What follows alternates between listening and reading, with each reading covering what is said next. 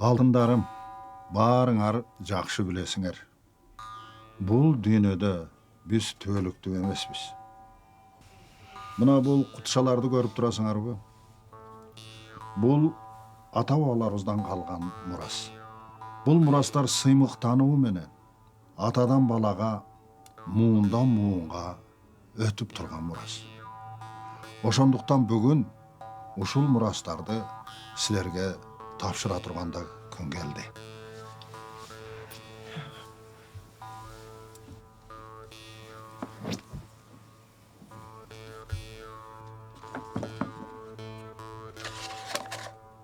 Бұл не ата? Бұл сенин чоң атаң менен чоң энеңдин тоюн бергенде алган кредитти төлөйсүң.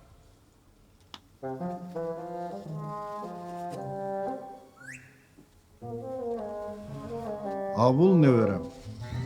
Сен атаң менен апаңдын үйүнө алган кредитти төлөйсүң.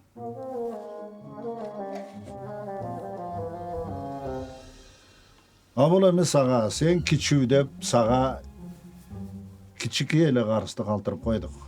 Сен балам, менин алган машинемдин кредитин төлөйсүң. Ал эми булар болсо биздин аталарыбыздан калган улуу мурас. Силер дагы сыймыктануу менен өзүңөрдүн балдарыңарга өткөрүп бергиле.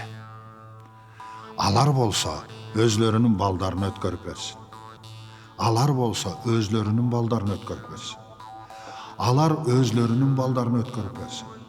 Алар болсо өзлөрүнүн балдарын өткөрүп берсин.